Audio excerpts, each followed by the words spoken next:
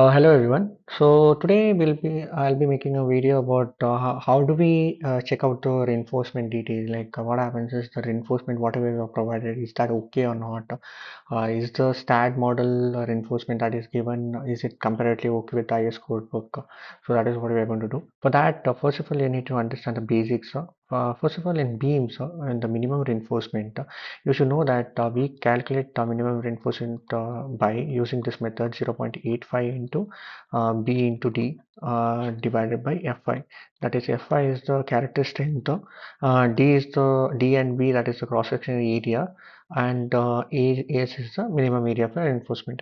So for maximum, the same thing. You multiply the cross-sectional area, that is cross-sectional area.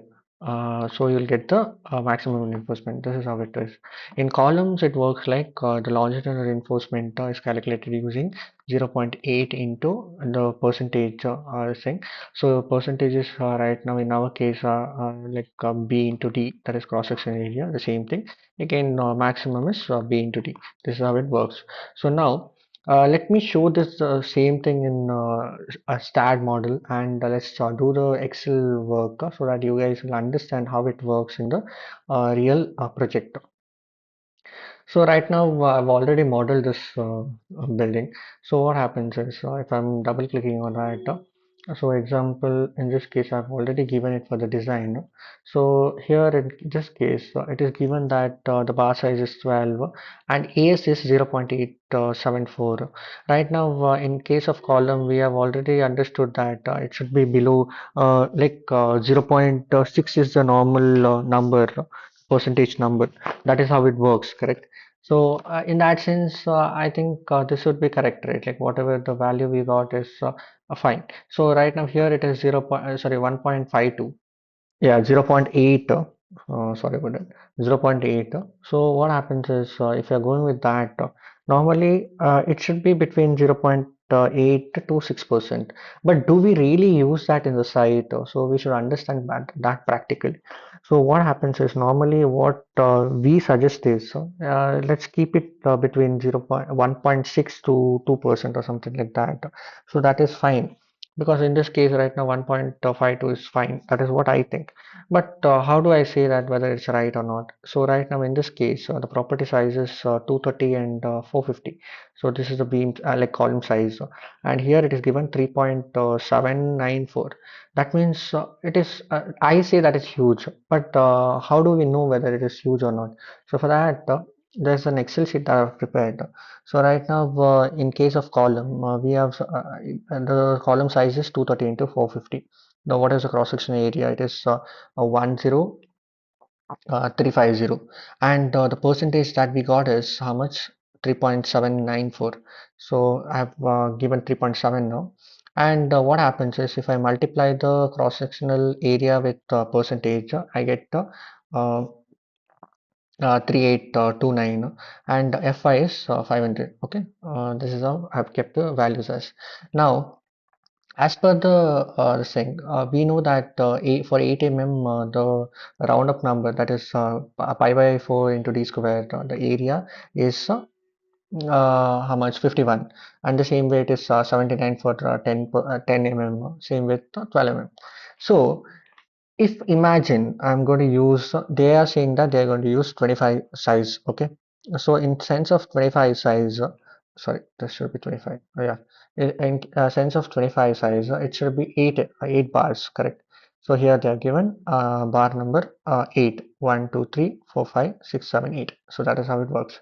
Now imagine, do you think 3.57% is fine? Because if I'm going with 12 mmFR, do you think I'm going with I should I place 33 like 34 number of bars? Is it possible? Literally possible? No, that is not going to happen. So that is the reason what we need to do. We should remember one thing every time whenever we are giving any kind of a percentage, it should be between 1.6% to 2%. Imagine if it would be 2% now. So in this case, whatever the bar size we are going to take, it's 10 now, 16 This is fine. So this is appropriate. This is how it works.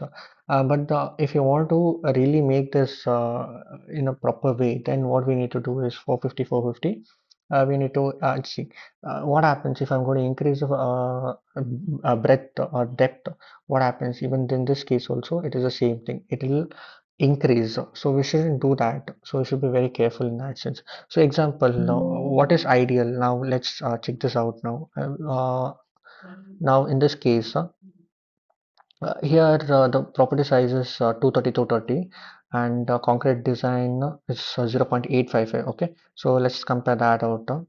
So 230 and 230 and 0.85 something. Okay, so in that case, the 12 bar I can give around 4. So that is fine. That is okay. This is how it should be, like it's economical. So this is how you need to work on. So remember this one thing. Okay. And one more thing, what about beams now? When it comes to beams, I've told you that we are going to use this formula 0.85 into B into D divided by Fi. So that is how it works, correct? So now how do I do it? How do I fix it? Right now I need to do the same method, like I need to follow the same method now. Here in the concrete design, I can see that 1, 2, 3, yeah, 4 of them are used. In this case also we need to do the same. The AST should be minimum as much as possible, and accordingly we need to calculate the building, like calculate the sizes. So that is how it is going to work. Now in this case we are not finding any ES or something like that. So usually what happens, we just go with the number. So example, whatever the cross section area we have given, accordingly it is going to work like. Okay, so hoping so whatever is AS, this is the AS whatever we have calculated. This is how it's going to work in a real life. So when it comes to beam, usually we don't go and check yes, but we do it. But in this case, we don't get that. There are few problem, like not the problem. There are few things that we don't get it in the beam designing and the column designing when it comes to a STAAD. So when it comes to E-tabs, it's quite different. You get everything, every details in it. So this is how it's going to work in this case. Okay. So hoping so you guys have understood what I'm trying to tell you. If you have any queries or something like that, please do mention it in the comment section. I'll help you guys out. If you guys really want to get updated about new videos, please do like, share, and subscribe, and press the bell icon. Yeah, thank you.